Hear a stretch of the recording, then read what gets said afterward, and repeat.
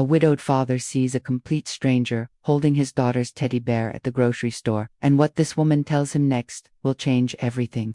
You think you know about fate, destiny, and the mysterious ways life works. David Martinez had been a single father for 3 years now, ever since his wife Sarah passed away from cancer, leaving him to raise their 7-year-old daughter Emma all by himself. Every day was a struggle, but he pushed through because Emma was his entire world, and he would do anything to see her smile. That Tuesday afternoon started like any other. David picked up Emma from school and they headed to the local grocery store to grab ingredients for dinner.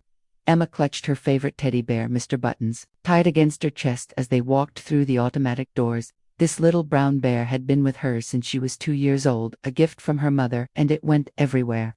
Emma went as they made their way down the cereal aisle. Something caught David's eye that made his blood run cold. There at the end of the aisle stood a woman in her 60s with silver hair holding what looked exactly like Mr. Buttons. Emma was still right beside him, holding her own teddy bear, but this stranger had an identical one. David felt his heart racing as he approached the woman. "Excuse me," he said, trying to keep his voice steady, "but I couldn't help but notice that teddy bear you have there." The woman looked up with kind eyes that seemed to hold years of wisdom and pain. She smiled gently and looked down at the bear in her hands. "This old thing," she said softly. "Well, this is quite a story." Emma tugged at her father's sleeve. "Daddy, why does that lady have Mr. Buttons?" The woman overheard and knelt down to Emma's level. "What's your bear's name?" "Sweetheart, Mr. Buttons," Emma replied shyly. The woman's eyes widened and she looked up at David with an expression that sent chills down his spine. "My goodness," she whispered, "this cannot be a coincidence." David was confused and a little concerned. "What's going on here?" he asked. The woman stood up slowly and took a deep breath.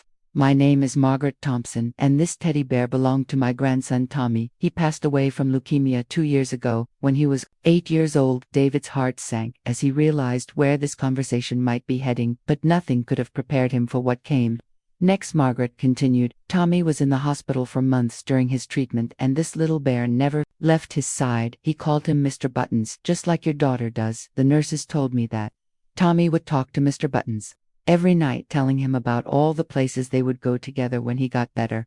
Emma squeezed her own Mr. Buttons tighter as if sensing the sadness in the woman's voice, but Margaret wasn't finished with her story. "The night before Tommy passed away, he told me something that I will never forget. He said, 'Grandma, I dreamed that Mr. Buttons has a sister, and she's taking care of a little girl who lost her mommy, just like I lost mine. Her daddy loves her so much, and Mr. Buttons' sister helps her feel safe when she misses her mommy.'" David felt the air leave his lungs as Margaret spoke, because Emma's mother Sarah had indeed passed away, and Emma did talk to her teddy bear about missing her mommy. Margaret looked directly into David's eyes. "Tommy described the little girl perfectly. He said she had long brown hair like chocolate and eyes that sparkled like stars. He said her daddy was tall with kind hands and that they lived in a house with a red door." David stumbled backward, because their house did indeed have a red door, one that Sarah had painted shortly before she got sick. Emma did have long brown hair, and everyone always commented on her bright sparkling eyes. "But wait," Margaret said, reaching into her purse, "there is more. Tommy drew a picture that night of the little girl and her daddy. He insisted I keep it safe and that someday I would understand why." She pulled out a folded piece of paper and handed it to David with trembling hands. He unfolded it and nearly dropped it in shock. It was a child's drawing, but unmistakably showed Emma and himself standing in front of their red doorhouse. Emma, holding a teddy bear that looked exactly like Mr. Buttons. Emma looked at the drawing and gasped, "Daddy, that looks like us." Margaret nodded. "Tommy told me that night that Mr. Buttons would find his sister, and that I would know when it happened," he said. "The little girl would need to know that her mommy was still watching over her, and that she was never really alone." David was speechless as Margaret continued. "Tommy passed away peacefully the next morning, still holding this teddy bear. When I was cleaning out his room, I found something else hidden under his pillow." She reached into her purse again and pulled out a small envelope with Emma's name written on it in a child's handwriting. For Emma, it said Tommy had never met Emma, never even heard her name, as far as anyone knew, yet somehow he had written her name perfectly. Margaret handed the envelope to Emma. "Sweetheart, your new friend Tommy wanted you to have this." Emma looked at her father, who nodded encouragingly. She carefully opened the envelope, and inside was a letter written in crayon. "Dear Emma," the letter read, "I know you miss your mommy like I miss mine, but she is with my mummy now and they are taking care of each other. Mr. Buttons told me that his sister lives with you and keeps you safe at night. Your daddy loves you more than all the stars in the sky and you are never alone. Love. Tommy. Emma began to cry, but not sad tears. These were tears of wonder and comfort. David knelt down and hugged his daughter as Margaret watched with tears streaming down her face. But the story doesn't end there, Margaret said. There is one more thing. Tommy told me to tell you when I found you, he said, to remind you that love never dies, it just changes form, and that sometimes the people we lose find ways to let us know they are still with us. David looked at Margaret with amazement. How is any of this possible? He asked. Margaret smiled. Some things cannot be explained, only experienced. Tommy was a very special little boy, and even the doctor said he seemed to know things that he shouldn't have known. Perhaps those who are close to leaving this world can see things the rest of us cannot. Emma wiped her tears and looked up at Margaret. Can I hug Tommy's Mr. Buttons? Margaret knelt down. Again, of course, sweetheart. As Emma hugged the teddy bear, something extraordinary happened. Both bears seemed to glow with a warm light that only the three of them could see. Emma giggled and said, they are talking to each other. Margaret and David exchanged looks of pure wonder. From that day forward, Margaret became like a grandmother to Emma. She would visit regularly and would tell stories about Tommy and how much he would have loved to play with Emma. She explained that sometimes the universe works in mysterious ways to bring people together who need each other. Emma kept Tommy's letter in a special box next to her bed and would read it whenever she missed her mother.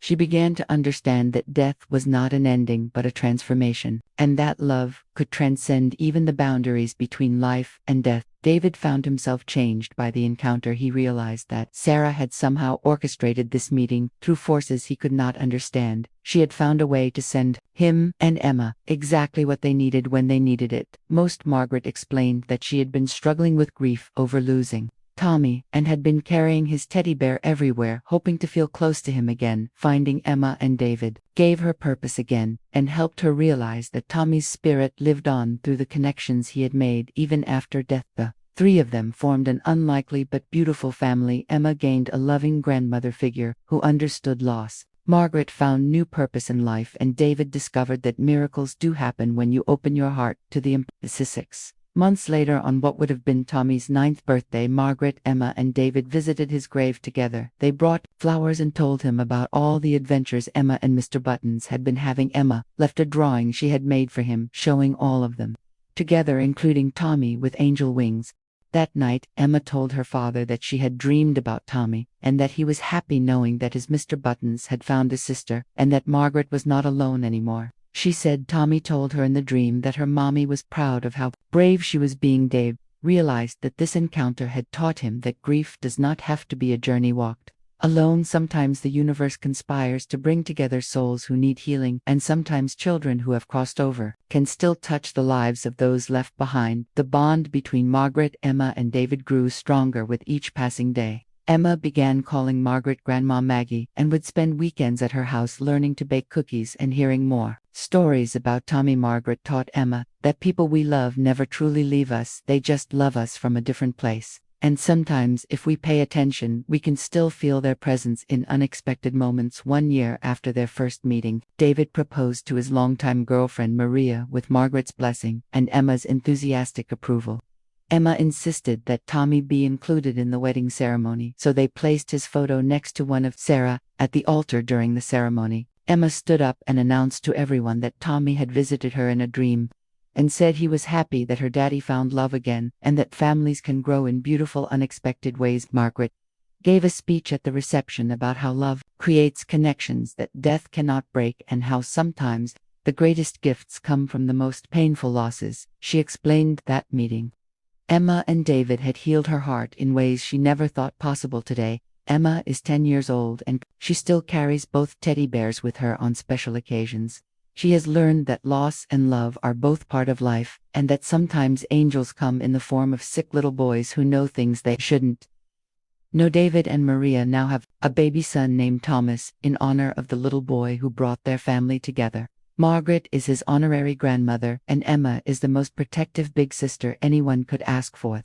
Original Mr. Buttons and his sister, as Emma now calls her own teddy bear, sit on a special shelf in their living room, where they can watch over the family that was brought together by love, loss, and the mysterious ways the universe works. Margaret often says that Tommy completed his mission on Earth by connecting people who needed each other, and that his spirit lives on through every act of kindness and every moment of love shared between their chosen family. This story reminds us that sometimes the most profound moments in life come from the most unexpected encounters, and that love truly is the force that connects us all across time, space, and even death itself.